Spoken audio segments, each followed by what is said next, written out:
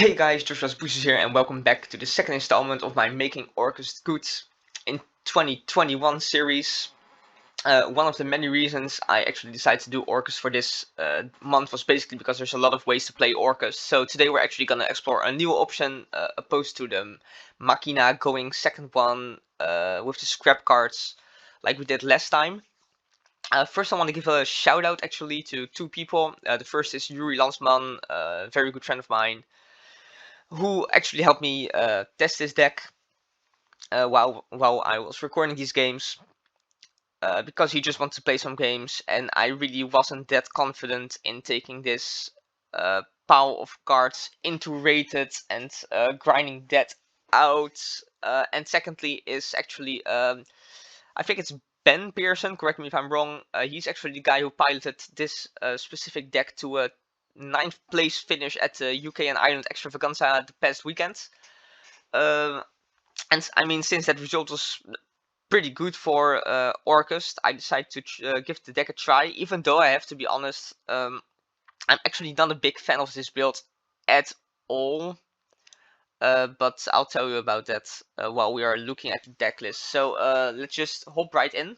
I actually did change some cards Ben was playing. Mostly he was playing 9 hand traps, I'm playing 9 hand traps as well. Only the hand traps I'm main decking are actually different from the hand traps he decides to main deck. He was playing Nibiru and Skullmeister main deck, I think, and I'm playing, instead of those, Draw and Bell. And then he was also main decking Red Reboot, which I decided to take out basically, because I just didn't think it was that good to main deck. I kept in the Harpy's Feather Duster main deck though. Okay, so anyway, hopping right in the deck list, we are playing 9 hand traps. I do like this. I like having enough space in the deck to play hand traps. So I decided to basically play the hand traps I thought were best. Skullmeister is honestly a little bit better than Bell, but Bell just interacts in a more interesting way with cards like DD Crow and Call by the Grave, actually helping you play through those hand traps as opposed to just stopping your opponent, which is why I decided to play Bell over Skullmeister. So yeah. Then hopping into the Orcs cards, we have Triple Girsu, obviously. He was playing the Gizmak Orochi, which I definitely think can come up sometime, so I decided to include it. He is playing the 1 of Bombard to go with the 1-for-1 you'll see later in the deck list. I think this is fine, and you'll see he's playing Triple Nightmare as well, so this plus Nightmare is also the Orcus combo. Double Skeleton here, Triple Nightmare, which I definitely think is a lot. I'm not sure what his thought process behind this was, aside from the combo with the Bombards. And I mean, if you do have Thorn Scales or access to Thorn Scales, you can of course ditch this of the Thorn Scales, and that is pretty strong. But regardless, you don't really want to draw this card. Then the small PK line appears: 1 Ancient Cloak, 2 Boots, and 1 Thorn Scale. I believe Ben was playing double Thorn Scale actually, but I decided to just play 1 since it's mostly... I feel like you're either playing 1 of this just as a combo enabler or 3 of this and actually, hoping to draw it. And I really felt like this deck was not actually hoping to draw Thorn Scale, so that's why I decided to go for 1. Then interesting enough, he's only playing 1 World Wand, which is a bit annoying with the, there's not that many cards in this list that actually discard cards aside from the Thorn Scale. So, yeah. But you just need 1 for the combo at least. But if I continue playing this deck, I would probably play 2. Then Triple Allure, which I think is fine. I mean, this deck doesn't lose to draw at all, and this really helps you dig for your starter cards more. Call by the Grave, Foolish, both staples in my opinion in this deck. Harpy's Feather Duster. I mean, it's Harpy's Feather Duster, Monster Reborn, just an additional extender. I mean, this card is really, really underrated in my opinion. 1-for-1 to go for the with the Bombard. Then for the Orcs cards, I'm playing Babel. Return in this build is pretty good because you're playing a lot of Orcs names, so that's why I like playing 2 of this. 1 of this I might even consider upping this. Reasonings in this list, which I think is pretty funny. It's just an extender, but I'm pretty sure you'll see it in the games I'm gonna show you guys, and there it's actually, I mean, it does put a monster on the board, but putting a monster on the board is not always that good. Then Rota for the PK cards. 2 Talents, probably to go second, also just to help you extend through hand traps. The 1 Crescendo, then double Fogblade, and 1 Brigadine. For the Rusty enablers, the side is not that special. I decided to just play 3 Lancia, 3 Nibiru, and 3 Skullmeister, Pankratops. He was also playing most of these cards, I think. Mind Control for going second, Evilly Max for going second, and then the Red Reboots.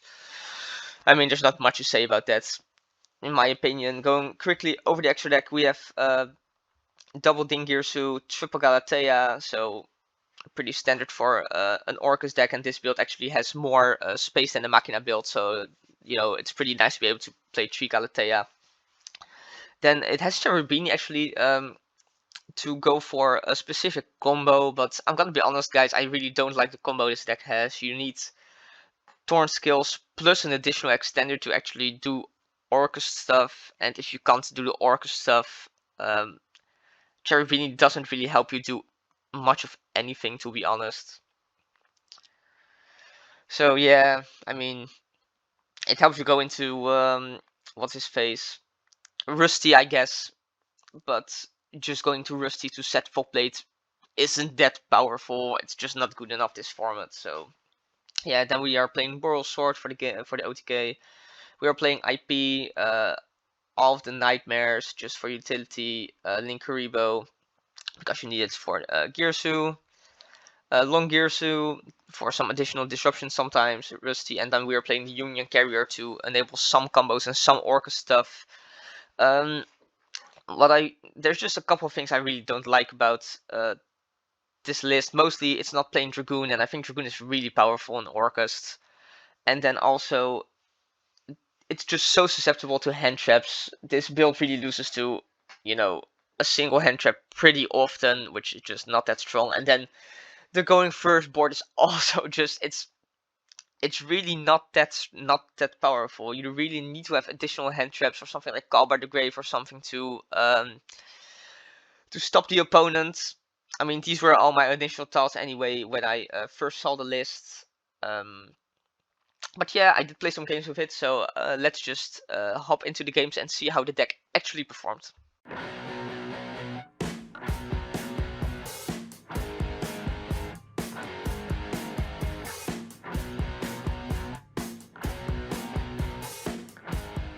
Okay, so here we go into the match, starting with the rock, paper, scissors, of course.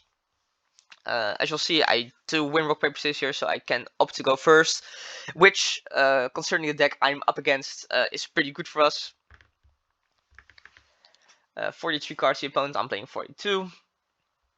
So let's just go over the hands. As you'll see, my hand is absolutely well, I want to say absolutely horrible, but that's not true because we do have the reasoning to possibly go into a play, but the thing is we really have to hope to actually go into a play here, right? Aside from that, we have Ash and Bell as hand traps, and then Cloak and Brigadine, which might help us extend depending on the card we get of reasoning. And then the opponent's hand, as you'll see, he is actually playing Paleozoic here. This deck's actually kind of underrated this format, I feel. I think it's honestly pretty good. We also saw Andres Torres win a PPG with this, actually, I think. I'm pretty sure anyway. But yeah, in his hand is Swaprock, Canadia, Dynamiscus, Strike, and Torrential. So his hand's absolutely insane, and I'm 100% sure if we lost the Dio, we would have lost this game. But yeah, we didn't, so let's see. Obviously, the only play I basically can do is reasoning. Yuri actually called 4 here, if I remember correctly. As you'll see, I just mill Ash right away. And well, this doesn't seem that good, but since we do have a Cloak here, that actually means that we can go into the Cherubini and actually try to do the Orcust play, so that's nice. Obviously, it's not broken or anything, but it is what it is. Could be worse. So yeah, going to Cloak, Cherubini, mill the Torn skill here, which is we are gonna trigger by banishing the Cloak from grave to getting boots. Gonna special the boots, go for Brigadine, then I'm gonna make Union Carrier with boots and Brigadine here, equipping Nightmare. This is basically, I actually saw Ben talk about this play on the Orcust page, but then after playing this match, like I'm pretty sure he knows this and he might have just meant something else, but because of Union Carrier's effect, you actually can't summon Nightmare after equipping him with the Union Carrier. But I'm pretty sure this was the very first game I played with this deck that I end up accidentally doing that, which you're just not allowed to do. So my bad. And considering that, like if I didn't make the illegal play, I would have probably just have to make Rusty and set some Folk Blades, and then I would have just lost this game, I think, because unless I top deck something like a Gear Suit, there's just no follow-up. But for now, I'm just gonna make the illegal play because I was not aware of that playing this game. But I'm pretty sure in the other games this doesn't come up anymore. So yeah, I'm just gonna go to Galatea here. I'm gonna set Crescendo, so the disrupts I'm gonna have are Crescendo, Folkblade from Boots, and then the hand traps. So 4 disrupts here and follow up for next turn with Nightmare Engrave, which seems alright. Yeah, let's see what my opponent's gonna do. He's gonna go swap. So basically, I maybe should have Folkbladed this. But I figured like maybe he would just bounce and summon it again by discarding another water monster. So I really didn't feel confident in that, and I really wanted to keep the Union Carrier. So I basically just want to keep the Folkblade for when he attacks, so I can keep the Union Carrier and equip something else next turn. So you'll see he's just gonna swing here, and I'm gonna Folkblade. He's gonna bounce it back. That's fine. Folkblade served its purpose, and he's just gonna set all the backbone in the world. Here Crescendo is really pretty strong, because it will allow me to negate something at the point when he flips a trap card I really want to negate.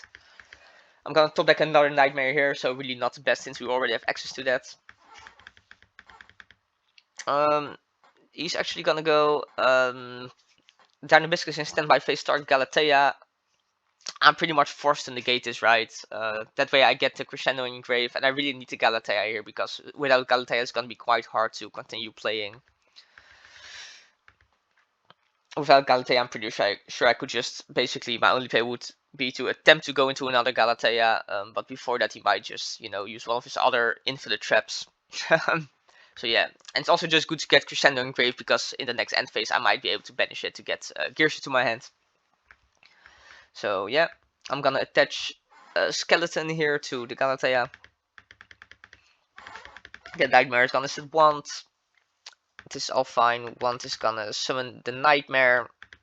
I think then I'm gonna go Galatea effect and set return, because I want to get rid of the Nightmare in my hand and see if I can draw like Gearsu or something. I'm gonna flip that, and I'm gonna draw Bombard and Bell. So honestly, Bombard is sort of a fine draw here, because it will enable me to go into Orcust cards after I if I somehow lose my Galatea. Now, just to bait some more back row, I'm gonna go into the Dingirsu here. Skeleton goes to Graveyard because Galatea is no longer on the field, and I'm pretty sure he's gonna strike to summon. Yeah. So at this point we still have the Skeleton effect in Grave actually, which will allow us to be able to bring back Galatea. And potentially I could also go into something like Unicorn to spin another back row, but I honestly don't remember which route I took. Okay, so yeah, I'm just gonna go bring out the Galatea. He's actually got a Torrential here, which is quite annoying. The good thing here is though, we do have Ash and Bell to prevent Toad from coming out, and then we do have Nightmare and Crescendo in the Grave for setup for next turn, which is one of the strengths of Orcust, right? It really is a good grindy deck in that regard. But yeah, I'm just gonna go end turn here. He's got a Trap Trick for Reckless Greed. And I think that's it. Yep.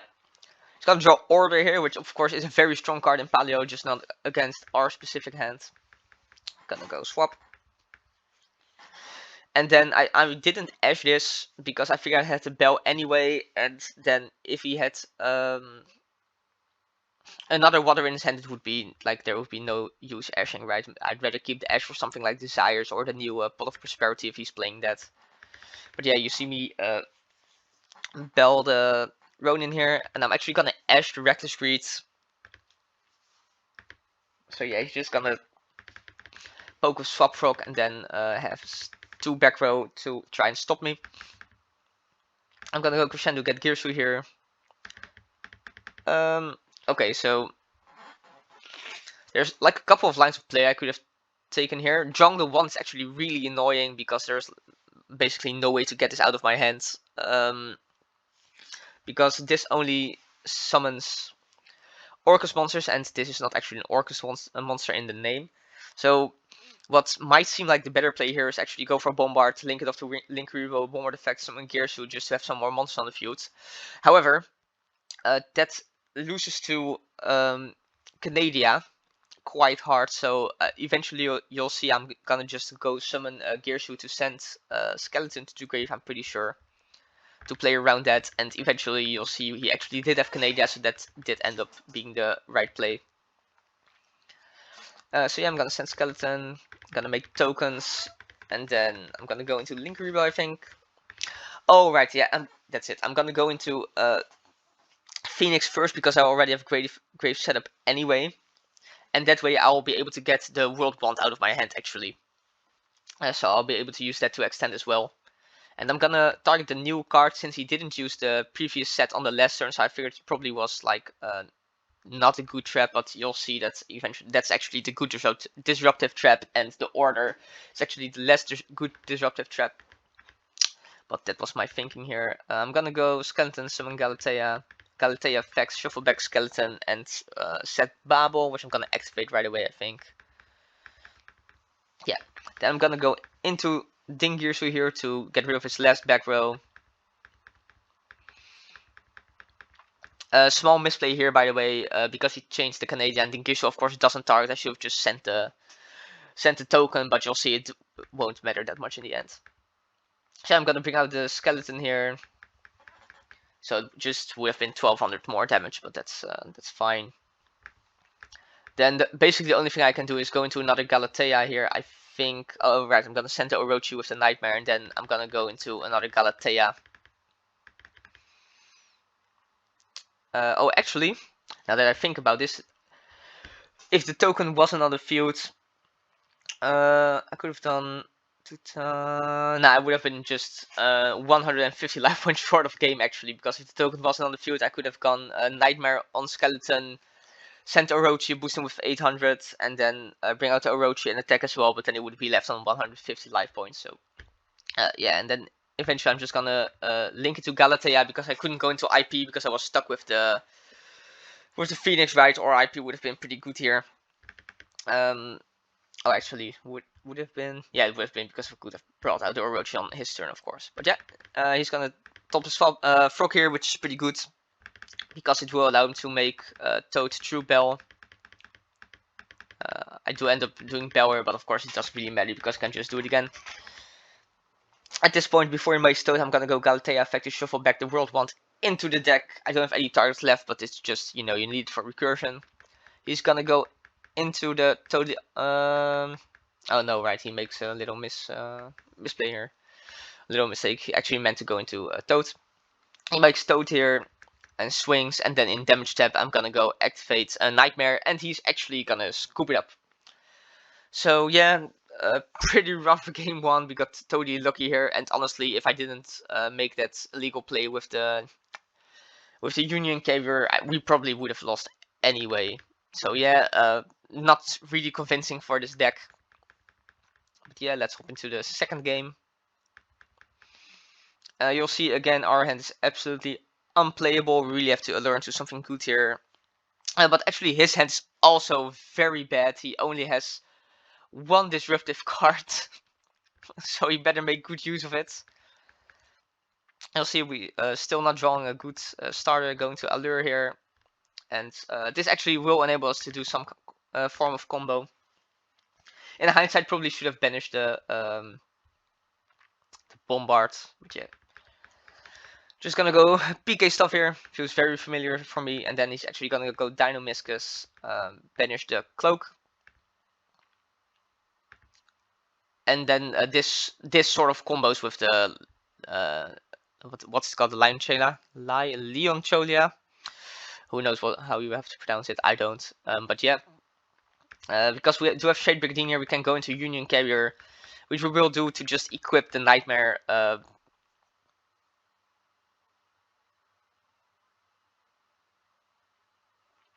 Yeah, just equip the Nightmare to Union Carrier since they are both machines. And just set double Folkblade. There's not even something in the deck to search for with boots. So, yep, great hand. And we're gonna pass turn. He's gonna top deck Judgment here, which is quite a good top deck, good trap. For disruptive reasons, going to the Toad. He's gonna swing over my Union Carrier, which is fine. I think I'm gonna go Folkblade here, just to to see if he will take the bait and negate it to allow me to play. But I'm pretty sure he won't. So nice try. The skeleton top deck here was quite strong because it will allow us to actually potentially bait the frog, because if I didn't have another Orcust in hand here, he could just negate the Nightmare and that would be game over. But now, the Bomber can actually bring out another Orc, so I can try to go into Galatea. So, yep, gonna go into Link Rebo, bring out Skeleton, go into Galatea here, and then he's just gonna Judgment that, and at that point, I just have Nightmare Engrave, which if he negates, I'm or Skeleton, but I mean, I can't do both, so I just have one more play, and I know he has the Toad negate still, because Folkblade only negates the on-field effect, so if he tributes the Toad, it still negates the card. So yeah, I'm just gonna opt to pass here, I think, because I don't want to lose my resources. Hope I just draw something good next turn. He's gonna draw, he's gonna bring out Ronin, link those away for, right, Anemone. So we're gonna see actual Paleo gameplay here. Let's just see what happens. Gonna add Ronin back to hand, Leoncholia, or Leoncholia on the Duprog, and then chain the Dynamiscus. I changed Folkblade, but then he can still chain Dynamiscus, right? Bring out another one. Go for what's his face, Opabinia, which adds a trap and allows him to activate traps from hand, which will allow him to trigger Paleo's Engrave, which you will do here. Which will also then allow him to go for the Anemone. The reason I Folkbladed Anemone before I used the effect actually was because if I didn't chain into his trap, it would allow him later to trigger Paleo of my Folkblade. So I figured this was fine, but in the end, I don't think it would have mattered anyway. So he's gonna end on 2 disrupts here. Let's see if we top deck something good. Allure. So yeah, here I'm just gonna go Folkblade, bring out Boots, that's fine. He's gonna bring out Dupe, that's also fine.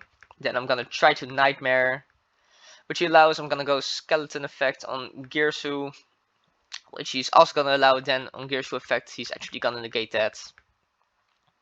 I'm gonna set it. Then I just have to allure into anything playable here to try to have a fighting chance. I mean, knowing he has the Canadia, we wouldn't be winning anyway, but I do draw Reboot and Girsu, which are both very good cards in this matchup, but I have to bench the Girsu, so at that point the Reboot is not going to do anything. In hindsight, maybe I should have allured first, but I honestly don't think it would have mattered. So yeah, going to the 3rd game, we get to start again. And our hand is, as you see, absolutely unplayable. I'm actually just gonna pass turn here, but what I should have done is just set the boots and then hope he and then he probably can't run over it with Subfrog, right? Because I do have 3 hand traps to prevent him from making Toad. And then next turn I could normal summon one of the hand traps and go into Cherubini and try to play a little bit. But I didn't, because I was somehow afraid he would get rid of my boots on the field. And I just want to keep it just in case I drew Thornscale or Cloak, but that was probably incorrect. I'm gonna just Ash Desires here. I'm gonna go Feather Duster. Then Allure, see if we get something, which we sorta do. Banishing Skillmeister, because of course I want to keep the boots for the play. Then I'm gonna go Riesling. He's actually gonna go 3, and I'm gonna hit Skeleton, so really unfortunate. And at this point, I'm just gonna set boots. I mean, we're definitely lucky he didn't have an answer to the Duster, right? I mean, we would have been destroyed if if we didn't. And then luckily for us, he doesn't have any disruption cards here, so we're actually gonna be able to sorta play. I mean, not really, because eventually this play is gonna end on absolutely nothing. But it will at least allow us to set up for the next turn. I'm gonna pitch Babel here since we won't make any use of that anyway. And I want to keep the Skullmeister for Disrupt. And the other card for Extenders. He's actually gonna go Olenoidus to pop my Brigadine here, which is interesting. But of course I have the boot, so I can still continue playing. So yeah. Gonna equip Nightmare there.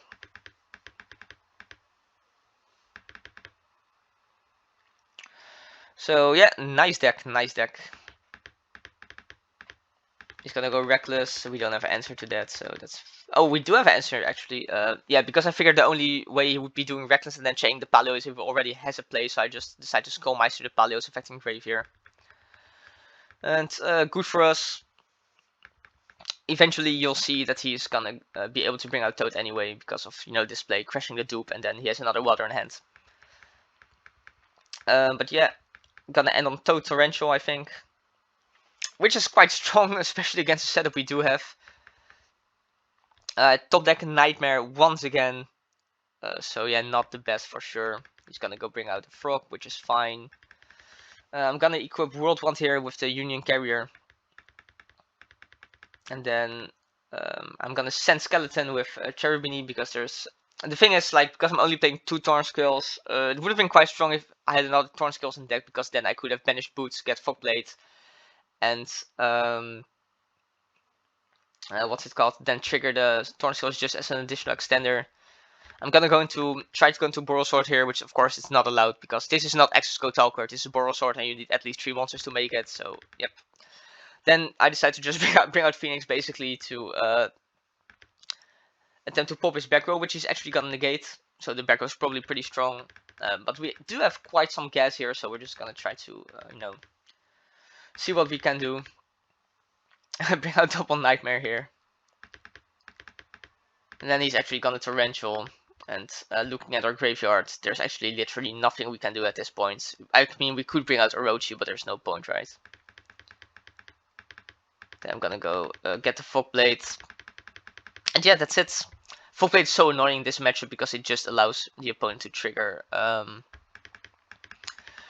their Paleo traps, right? So yeah, he's just gonna go into, what's he gonna do? Into Phoenix of his own, pop my Fogblade. I chained this, which is really stupid. Should have just let it go through, but I was just scared he would somehow OTK me. But this was definitely a misplay because it did, like I mentioned, allow me to trigger his Paleozoic trap. So yeah, gonna go into the, what's it called, Anomalakaris, which is the one that pops one once per turn. And honestly, that's pretty good for us because we do have a little bit of gas here. Top deck, Call by the Grave. What I'm gonna do here is I'm gonna actually, yeah, here I'm gonna do quite a good play, I think. I'm gonna go send Gears to the graveyard, and then, oh, little misstep here. First go discard Call by the Grave, get Babel. Because this way, when I bring out Gearsu and he would Gearsu me on the summon, I can actually chain Gearsu's effect to spawn tokens, which will definitely be relevant. So yeah, he does end up not doing that though, because I have to bow anyway, so... yeah, as you'll see, we're actually also a little bit through our gas here, which is a little bit annoying, because almost everything is banished from our recursive cards, so that will be quite hard. Link Rebo here, and then he's actually gonna Anomalakaris on my Gearsu to prevent Galatea from coming out, because he doesn't want us to go into Galatea and then quick effect because of Babel, shuffle something back. I'm gonna go into Orochi here, which will allow us to run over the Anomalakaris, of course, which is basically our only play, right? And then we just have to hope he won't be able to do anything because we have no plays. I think we just have this. Oh, that's right. He won't be drawing because of Reckless Greed. Right. Okay, so basically, we will. It's a little bit rough because it looks like we're in a really good position, but actually there's nothing in the deck to do Orcust plays with anymore, so I really need to draw something good. The good thing here is, though, I do have double Gearsu still in the deck, so our chances of drawing him are likely, and we do, which is admittedly kind of sacky, but it will allow us to go into Galatea and actually shuffle cards back into the deck. Yeah, and I'm just gonna go Din, send his things to the graveyard, and that will actually seal the game, because after this I can just go Nightmare, send Skeleton, and that will be game. So yeah, really long game here. Pretty interesting and a lot of back and forth gameplay though. Final verdict: I don't like this deck. I don't like this build deck at all. Maybe there's just something I'm not seeing or something, or lines of plays I'm missing. I don't know, but yeah, I just knew that the Phantom Knight Orcust deck it's just not what it used to be when it first came out, right? And I really think that this basically just proves it. I really wanted to give it a chance, but I'm really not convinced. And for the rest of the series, I'll probably be working on the going second scrap deck version of the deck, because it just seems a little bit, I should say, a lot better to me. But yeah, guys, that was the video. If you made it this far, be sure to leave a like, comment, and subscribe if you haven't yet. And next week we'll be uploading another Orcust video and see if we can make something good out of it. So yeah, guys.